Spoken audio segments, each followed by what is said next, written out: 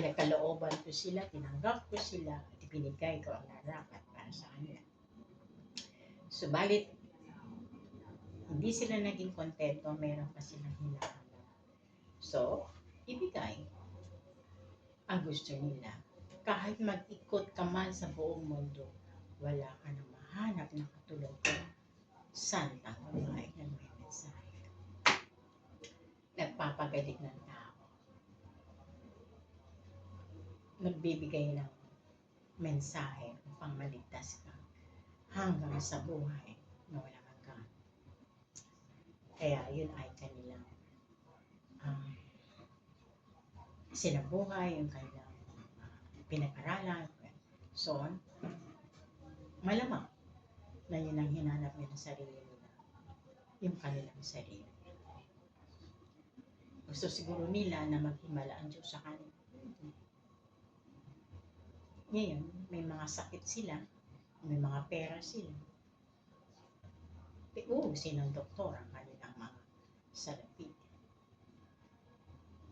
At magiging sanhiyo ng kanilang kawalan, kasalitan.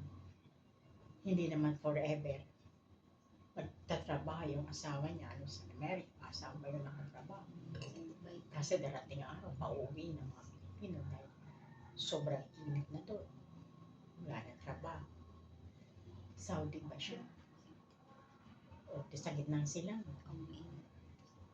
Kaya walang kasiguran, walang katiyakan. Pero pag ikaw ay nasa Immaculate Heart of Mary, Mama Mary yung sandigan, lahat ng bagay posible. Dahil sa pamimintuwa mo, dahil sa pagsisikap mo, dahil sa pananalangin, hindi ka kailanman tatanggihan o bibiguin ng Diyos ng ilang minuto. Kaya kayo, ikaw, Maria, dumating sa buhay mo, sa punto ng buhay mo, eto ngayon ang kaganapan mo, ikaw man ay nakapagtrabaho, nakapagtrabaho ka ng legal. Ito ngayon ay for experience. Pero talagang matatanggap mo yung trabaho. Yung legal, yung saan ba trabaho. O mismo legal na sa DepEd, kaya sinusweldohan ka ng gobyerno na magtuturo sa na maraming benepisyo. Yung legal, ito kasi contractual lang. Totoo? Para si Sir Ian, talagang siya ang napipinto maging OIC sa darating na pasukan.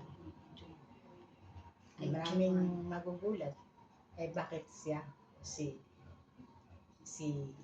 Ian, si Carmen Clarinda ay hindi na nga pwede dahil may memo na ngayon lang yung memo nawala ng master teacher ang mag-i-aim o maghangad ng head teacher. So, pagbibigyan yung mga teacher 1, teacher 2, so, si Sir Ian, teacher ano ba siya ngayon?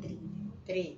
So, pwede pa siyang mag-exam para teacher 4 pataas. Katulad kay, tawag nito, katulad kay, sino yung dating principal? Leticia.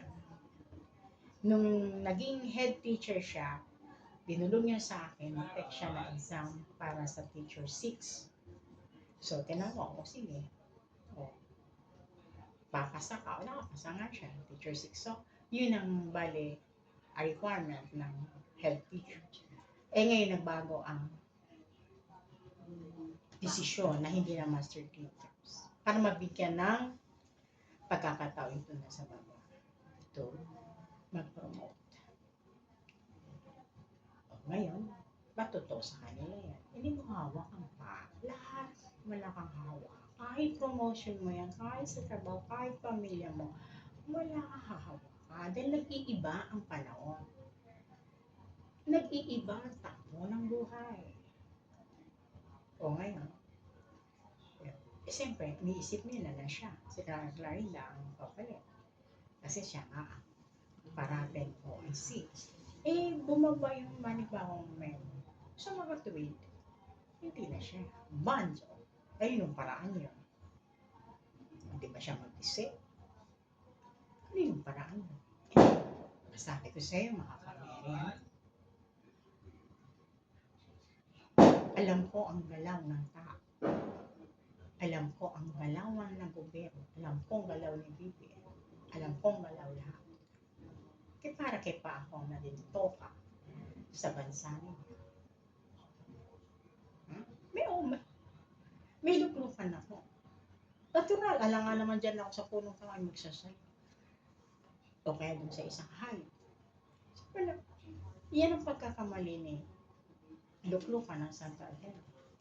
Kasi ang pagkaintindi niya, susunod siya sa banal. Banal, obedience sa banal. Pero pagdating ng pag-implement, siya gusto niya, siya ang hari, siya ang reyna, siya mag-implement lahat dahil yun ang sabi ng banal. May luklukan. Naging komplikado yun. Dahil hindi ako umaayon, lagi kami, ang luklukan ko at ang si luklukan ng San nagka-clash. Kasi hindi mo pumapayag ang luklukan ko na ganito, ganyan-ganyan. Siya, hindi siya naniniwala sa luklukan ko. Naka-full lang siya, doon sa sasabi ng banal, doon siya naniniwala. Pero hindi sa luklukan. Paano hindi? Mali ka doon. Kaya nung sinabi ko na ako at na aking luklukan ay isa, wala, bumaksak na siya. Sa anong kategorya, bakit isa? Kahit siya, luklukan ng Santa Elena, Heidi na katuwang lupa, ay isa. Kaya nga pinagkaisa ang katuwang panglangit at katuwang lupa. Pero yung ganap, nagme-message ang ibang santa at santo, hindi alam ng luklukan. Message niya yun ang ganap niya. Yung kung halimbawa, bumaba ang banal, etong message niya, syempre, andyan nakikinig, alam, ang luklukan. Bibigyan din siya ng kaprapatan na magdesisyon. Luklukan siya eh. Hindi nakita yun ni Heidi, ni luklukan ng Santa Elena. Sapagkat dapat, irespeto niya. Mataas siya. Banal. Sabi ko, pero sa'yo luklukan, hindi ako naniniwala. Tao ka. Hindi. Mali ang aral mo. So, dapat, mag-aral ka sa Diyos. Hindi ka porke luklukan ka at may banal ka, lahat ng galawan ay isa. Totoo yan. Pero, hindi lahat ng angkop ay iisa. Katulad ng Panginoon sa Kristo niya, ano ba siya sabi niya? Kilala niya sa ang Ama at ako ay iisa. Dahil ang Ama ay gumaganap sa akin. Ganun din ang banal. Banal at ang luklukan ko ay isa. Dahil ako gumaganap sa Kanya. Paano pagkaisahin ng santol at mangga? Natural yun. Ngayon, nasaan papasok yung virtue ng humility? Papasok yun. Ito na mahal na birin. Sinabi ng nanay, bago ka anak, ako na muna. Hindi, ako ang nanay mo, ako muna. Ang sabay na, anak lang kita. Pero hindi nangyari yun. Obedience ang mga Mary, suporta siya sa anak niya. Kasi yun ang dapat mangyari. Dahil yun ang nararapat. Obedience. Kaya nga, walang obedience at humility ang tao. Na hindi na matanggap ang mahal na ina. Dahil pumayag ang mahal na ina kung totoong siya ay Diyos. Bakit pumayag siya na ilalain ang anak niya na sinapupunan ng Diyos? Bakit siya hindi? Ay sabi ng mahal na ina, totally humility. Na hindi matanggap ng kaaway ng Diyos. Diba?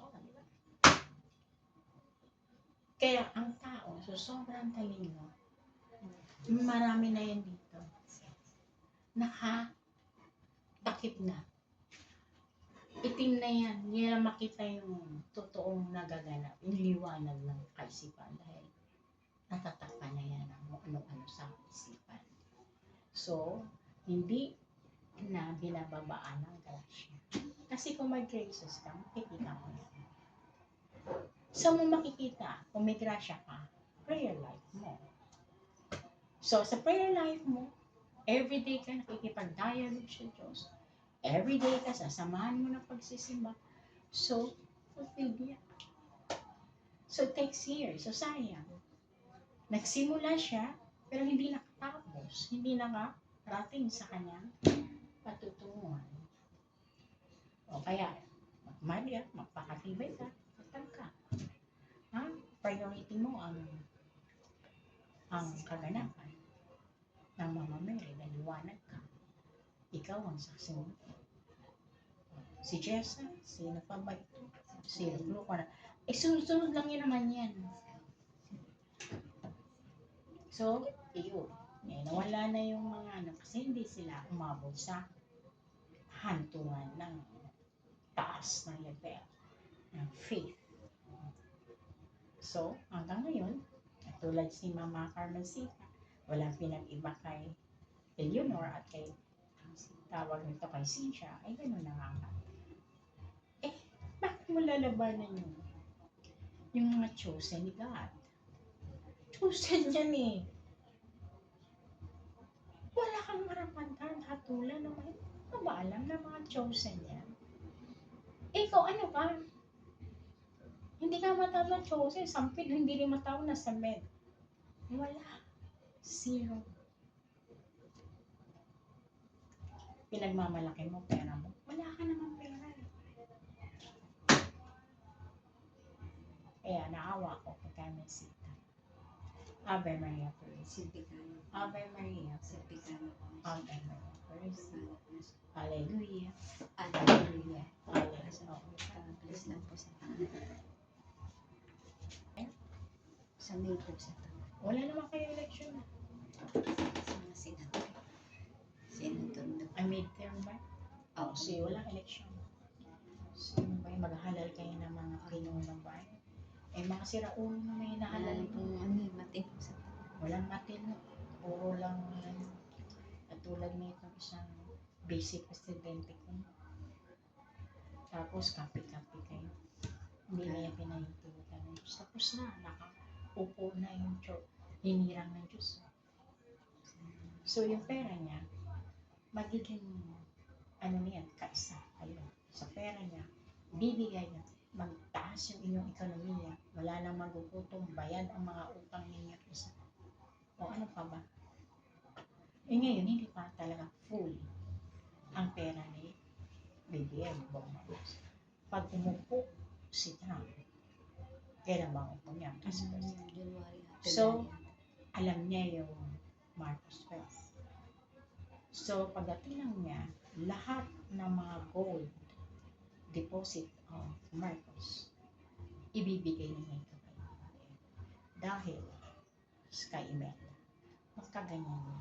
Si Imelda, kaya pinamubuhay pa si Imelda, at si Trump. Sila yan ganyan. Kaya si Trump, ay nagkalooban ko na siya ang mananalo despite na maraming mga laban o mga assassinate hanggat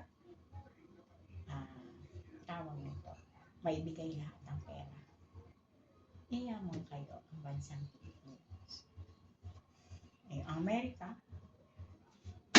kasi alam mo, ang Amerika, babagsak. Daldalang. So, yung pera ninyo, Pilipinas, kayo ang main gold. Kayo may hawak ng buong mundo. Dahil ibang Amerika, US. So, bumaksak na ekonomiya ng US. So, ang pera nyo ng US, wala nang halaga doon sa gold. Si Trump, kaya nga, kalooban ng ama na siyang upo dahil si Trump maraming pera. At religious. Pwedeng buksan ng Diyos siya. Open ang kanyang balita tao. Whereas yung babae, sirado yun. So si Trump ang magbibigay ng pagbubukas ang magiging instrumento upang maibigay lahat. Kasi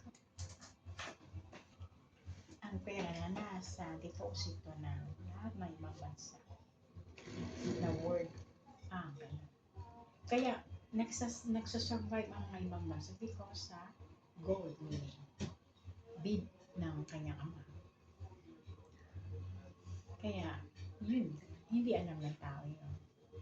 Ang alam ng tao, siya'y masama, siya'y magnanakaw, hindi nyo na na-prove yan eh.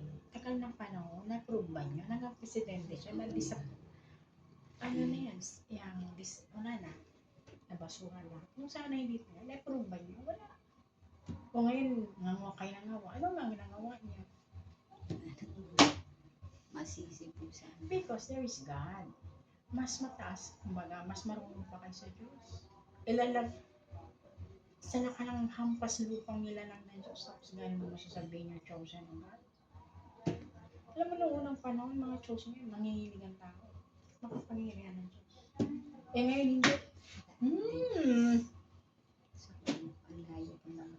Malayo talaga. Kaya nga, babaguhin ng Diyos ang anyo ng mundo. Sige na, Ave Maria Purísima. Simplikan.